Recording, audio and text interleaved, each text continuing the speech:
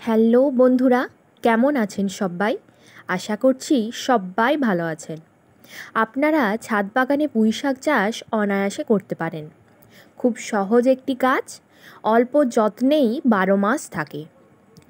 এর শাক ও ফল দুই তরকারি করে খাওয়া যায়। আমি কিভাবে সহজে ছাদ বাগানে এত সুন্দর পুঁই গাছ করলাম সেটাই আজকে শেয়ার করব। তার সাথে এর মাচা তৈরিও দেখাবো আপনাদের। চলুন শুরু করা যাক। নমস্কার বন্ধুরা, আমি পর্ণা আর আপনারা দেখছেন গার্ডেনিং উইথ পর্ণা। যেসব বন্ধুরা আজ আমার চ্যানেলে নতুন ভিজিট করছেন তারা অবশ্যই চ্যানেলটিকে শেয়ার ও সাবস্ক্রাইব করে পাশে থাকবেন বাগান সংক্রান্ত নানা নতুন নতুন ভিডিও পাওয়ার জন্য। পুঁই গাছটি এখন বেশ সুন্দর গ্রোথ নিয়েছে। এক একটা পাতা আমার হাতের থেকেও বড় হয়েছে, তা নিশ্চয়ই আপনারা বুঝতে পারছেন। এই গাছটা প্রথম থেকে এই অবস্থায় ছিল না, কিন্তু হঠাৎ একদিন শাশুড়ি মা দুটো ছোট্ট ছোট্ট সরু সরু চারা এনে আমায় দিয়ে বলে, ছাদে বসিয়ে দে, যদি হয় তো ভালোই হবে। বাইরে আগাছার মধ্যে দেখলাম হয়ে আছে, তাই তুলে আনলাম। তখন বেশ টানা 2-1 দিন বৃষ্টিটাও হচ্ছিল। ফলের ক্রেট একটা ফাঁকায় ছিল, সেইখানেই দুটোকে আলতো করে বসিয়ে দিলাম। বর্ষায় চারা গাছ খুব তাড়াতাড়ি ধরে যায়, আর ঘন ঘন জলও দিতে লাগে না। তাই এই বর্ষায় সমস্ত ধরনের চারা বসালে বেশ ভালো হয়। আর মাটি, ফলের ক্রেটগুলো আমি বাগানের আবর্জনা ও আনাজের খোসা দিয়েই ভর্তি করি। খুব সামান্য মাটি থাকে। এইভাবে মাটি তৈরি করলে ছাদে লোডও কম পড়ে ও গাছে ঘন ঘন খাবার দিতে হয় না। গাছগুলো বসানো হয়ে গেলে কিন্তু আমি আর আলাদা করে জল দেব না। মাটি এমনিতেই ভিজে আছে, তাছাড়া 2-1 দিন অন্তরই এখানে এখন বৃষ্টি হচ্ছে, তাই বৃষ্টির জল পেয়েই ওরা আস্তে আস্তে গ্রোথ নেবে। পুঁই গাছ এমনিতেও বেশি জল কিন্তু পছন্দ করে না, আবার একেবারে শুকনো খটখটে মাটিও কিন্তু এরা পছন্দ করে না। এই ভেবে জল দিতে হবে। চারা বসানোর মাসখানেক পর ফিরে এলাম। গাছটি বেশ বড় হয়ে গেছে। গাছের পাতার আকৃতিও আমার এক হাতের তুলনায় অনেকটাই বড়। ডগ সুন্দরভাবে ছেড়েছে। প্রতিটি ডগের পাশ থেকে নতুন নতুন কচি কচি আবার ব্রাঞ্চও আসছে। এই সময় কিন্তু এই গাছটিকে অবহেলা করলে চলবে না, এবং এর খাবারের দিকেও আমাদেরকে এই সময় নজর দিতে হবে। প্রতিস্থাপনের পর থেকে আমি এই গাছে কিন্তু কোনো খাবার প্রয়োগ করিনি। মাটি এমনভাবে তৈরি করুন যাতে চারা গাছ প্রতিস্থাপনের পর থেকে ঘন ঘন গাছে খাবার না দিতে লাগে, আর সেটা যেন সম্পূর্ণ জৈবভাবে হয়।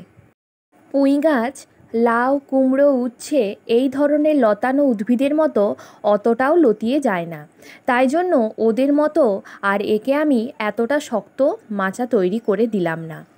শুধু ভালোভাবে মোটা শক্ত দড়ি দিয়ে চারপাশের কাঠামোটা এইভাবে বেঁধে দিয়েছি, যাতে বাইরের দিকে একটিও ডাল না পড়ে।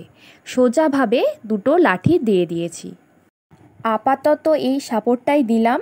আরও যদি বড় হয় উপরের দিক থেকেও আরও মোটা লাঠি দিয়ে আমি ঘিরে দেব। এইভাবেই পুঁই গাছ আপাতত থাকুক, একটু বড় হোক, তারপর মাচাটা আরেকটু শক্তভাবে বানাবো।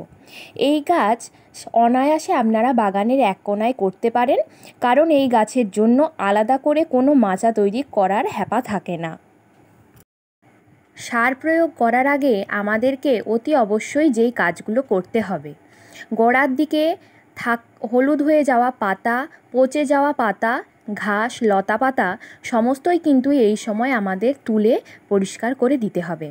তাছাড়া গোড়ার দিকে যেই পাতাগুলো বড় বড় হয়ে যাবে সেইগুলোকেও কিন্তু আমরা তুলে অন্যত্র ফেলে দেব। এখানে আমি এখন খাবার হিসেবে ব্যবহার করছি 2 মুঠো পরিমাণ সর্ষের খোল ও 2 চামচ পরিমাণ ডিএপি দানা। এইভাবে জৈব ও রাসায়নিক সারের মিশ্রণ যদি বজায় রাখা যায় তাহলে মাটি কিন্তু তাড়াতাড়ি খারাপ হয় না এবং গাছও বেশ হেলদি হয়। তাই আমার মতে যে কোনো গাছে জৈব ও রাসায়নিকের মিশ্রণ দেবেন, দেখবেন খুব তাড়াতাড়ি রেজাল্ট পাবেন। আর যেহেতু ছাদ বাগানের গাছ, সেহেতু জৈবের পরিমাণটার দিকে একটু বেশি নজর দেবেন। জৈবতে গাছ খুব ভালো থাকে, গাছের হেলথও খুব ভালো হয়। সার প্রয়োগ করার পর অবশ্যই কিন্তু নিড়ানির সাহায্যে মাটিটা এইভাবে ঝুরঝুরে করে নিতে হবে। আর গোড়ার দিকের এই যে পাতাগুলো বড় হয়ে গেছে সেইগুলো অবশ্যই কেটে দেব। যেহেতু বর্ষাকাল, ঘন ঘন একটানা বৃষ্টি হচ্ছে, তাই মাটি শুকনো করা কিন্তু আবশ্যিক। মাটিতে যাতে হাওয়া বাতাস এবং রোদের আভা লাগে, সেই জন্য শুধু পুঁই গাছ নয়, বাগানের সমস্ত গাছের গোড়ার দিকের পাতাগুলো এইভাবে তুলে অন্যত্র ফেলে দেবেন। মাটির সংস্পর্শে থাকা পাতা থেকেই কিন্তু গাছে ছত্রাক ও ব্যাকটেরিয়ার আক্রমণ হয়। আজকে বেশ ভালো রোদ উঠেছে, মাটিটাও দেখলাম হালকা হালকা শুকিয়ে এসেছে, তাই জন্য বেশ ভালোভাবে জল দিয়ে দিচ্ছি। পুঁই গাছ কিন্তু অতিরিক্ত জল একেবারেই পছন্দ করে না, তাই জন্য মাটি শুকনো হলে তবেই গাছে জল দেবেন, এতে গাছ ভালো থাকবে। আবার খেয়াল রাখবেন একেবারে গাছ জলের অভাবে নেতিয়ে যেন না পড়ে, এতে গাছের এনার্জি অনেকটাই নষ্ট হয়ে যায়।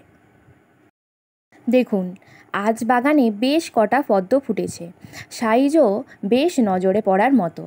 একসাথে এইভাবে পদ্ম ফুল ফুললে বেশ ভালো লাগে। তবে যাই হোক, আজকের ভিডিওটি এই পর্যন্তই। ভিডিওটি ভালো লাগলে প্লিজ একটা লাইক করবেন, চ্যানেলটি শেয়ার ও সাবস্ক্রাইব করে পাশে থাকবেন। ফিরছি পরের ভিডিওতে, ততক্ষণ পর্যন্ত সুস্থ থাকুন, নিজের বাগানের গাছকেও সুস্থ রাখুন।